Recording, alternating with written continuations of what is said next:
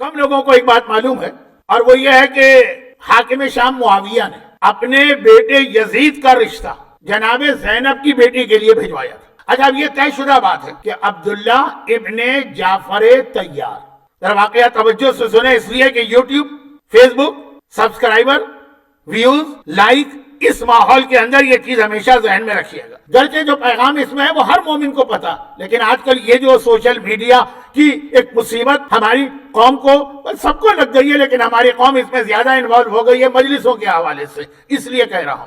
تو ریمائنڈر کے طور پہ عبداللہ ابن جعفر طیار جناب زینب کبریٰ کے شوہر ہیں، ان کی بیٹی کا نام تھا کلثوم، اور محمد ان کے بیٹے ہیں، وہ ہر ایک کو پتا. اب یہاں تھوڑا سا تاریخی اختلاف ہے کہ بعض علماء کہتے ہیں کہ یہ جو ان کی بیٹی کلثوم تھی یہ دوسری بیوی سے، اور بعض کہتے ہیں جناب زینب کبریٰ ہی کے بطن سے یہ بچی بھی تھی.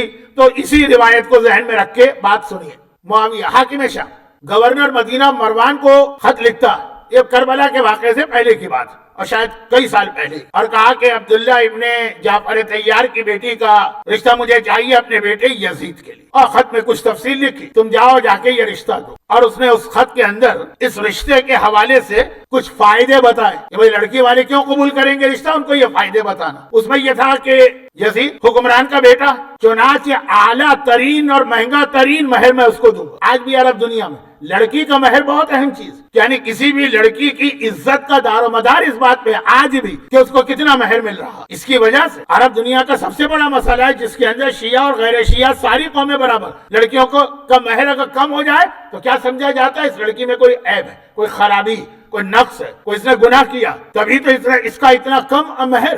جتنا بڑا مہر، اس مہر کی وجہ سے بیٹھی ہے لڑکی. ہمارے یہاں جہیز کی وجہ سے بیٹھی ہوتی ہے، وہاں مہر کی وجہ سے بیٹھی ہوتی ہے. سوشل پرابلم ہے. ان مجالس میں سے ایک مجلس سوشل پرابلم پر بھی ہوگی، لیکن فی الحال یہ پہلے جملے کی وضاحت، کیونکہ انڈیا پاکستان کے آدمی اس کو نہیں سمجھ پاتے اگر میں اتنا نہ کہتا. مہنگا ترین مہر حکمران کا بیٹا ہے بھائی، یہ مہر ملے گا کہ ایسا مہر کم از کم مدینے کی کسی عورت کو آج تک نہ ملا ہوگا. نمبر 1. نمبر 2، اس رشتے کا ایک فائدہ یہ ہوگا کہ آج کل عبداللہ ذرا سے فائنینشل کرائسس میں اور ان پہ کچھ قرضے چڑھ گئے، تو اگر یہ شادی ہو جائے گی تو ان کے سارے قرضے میں ادا کروں گا. وہ مولا تھے کہ اگر سگے بھائی عقیل نے ذرا سا اپنے حق سے زیادہ مانگ لیا تو آگ یا کوئلہ ہاتھ پہ رکھ کے ان کو جلا دیا. یہ حاکم شام جو مال مسلمین کو شیر مادر کی طرح ہضم کر جاتا ہے. لیکن خیر، تیسری بات، اور اگر یہ رشتہ ہو گیا اور یہ دونوں خاندان ایک رشتے میں جڑ گئے، بنی ہاشم جس سے اس بچے کا تعلق ہے، عبداللہ ابن جعفر طیار کی بیٹی، اور بنی امیہ، تو اگر یہ رشتہ ہو گیا، خاندان جڑ گئے، تو تمہارے جھگڑے ہمیشہ کے لیے ختم ہو جائیں گے. یہ انڈیا کی تاریخ پڑھ لیجئے، وہاں یہ اکثر یہ ہوا کہ بادشاہوں کی بیٹیاں دے دی گئی ہیں، بادشاہوں کی بیٹیاں لے لی گئی ہیں، حریم بادشاہوں کے جھگڑے ختم ہو جاتے ہیں. نمبر 4، اور دنیا تمہارے خاندان پہ رش کرے گی. دنیا وہ رش کرے گی کہ یزید تمہارا داماد بنا ہے، ولی عہد. تمہیں پتا ہے میجورٹی اس وقت مسلمانوں کی یزید کو پسند کرتی ہے یا یزید کی تعریف کرتی ہے. تو اب یہ جو ہے، جب یہ شادی ہوگی تو تمہاری بچے کی عزت بہت بڑھ جائے گی.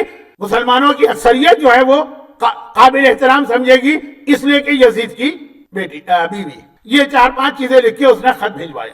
مروان، ابھی کربلا کے واقعے کئی سال باقی ہے، ابھی معاویہ مرا نہیں ہے، زندہ.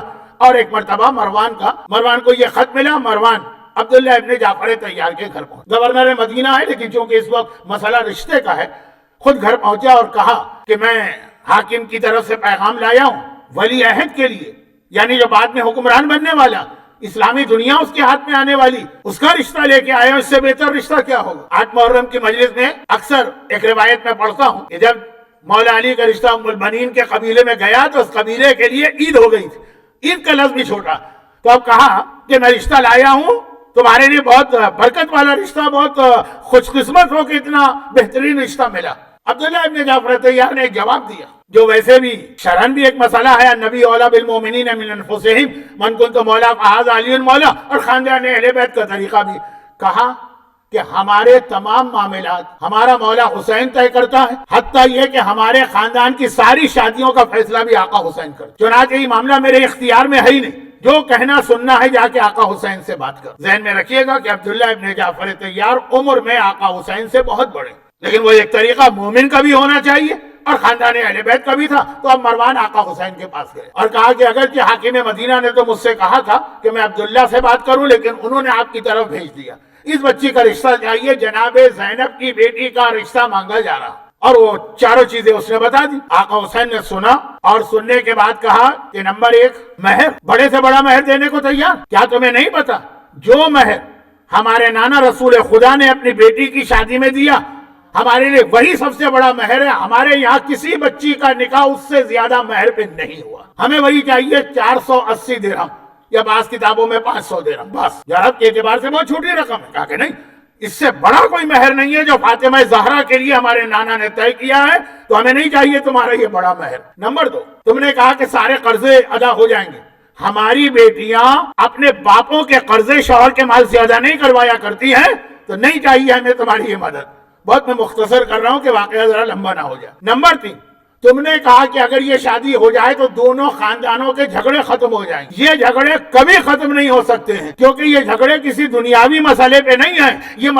ये झगड़े हक व बातिल के मसले पर हैं। ये झगड़े दीन के मसले पर हैं। जब तक कि हक यहाँ है बातिल वहां है, झगड़ा कैसे खत्म होगा? हाँ, अगर जमीन पे झगड़ा होता, अगर किसी औरत के मसले पे झगड़ा होता, अगर किसी दौलत के मसले पे, वो मुहावरे को मैंने बता दिया, जन जर जमीन, इनकी वजह से झगड़ा होता तो ठीक है कि भाई दोनों खानदान करीब आ गए। जब मसला हक और बातिल का है, जब मसला दीन और बेदीनी का है, वो झगड़ा कयामत तक खत्म नहीं हो सकता है। चुनाचे इस रिश्ते से ये मसला भी हल नहीं। मैं बहुत मुख्तसर कर रहा हूँ, कभी आप तफसील के साथ किसी आलिम से ये रिवायत सुनिए जो बिहारुल अनवार में अल्लामा मजलिसी ने नकल की, तो शायद ज्यादा मजा है।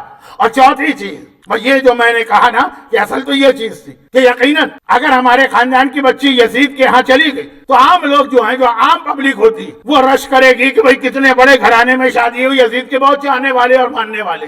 मैदान करबला में देख लेना, इधर 72 थे तो उधर 30,000 से लेके 5 लाख या 3 लाख तक का आदत बताया जाता। मगर ये जुमला हक और बातिल का फैसला तादाद की कसरत पे कब से होने लगा है? बातिल वाले हमेशा ज्यादा रहेंगे, हक वाले हमेशा कम रहेंगे। तो अगर ज्यादा लोग तारीफ करने लगे तो वो ज्यादा लोग हमें नहीं चाहिए, हमें हक वाले चाहिए जो हमेशा तादाद में कम रहेंगे। ये आखिरी चीज हर मोमिन जानता।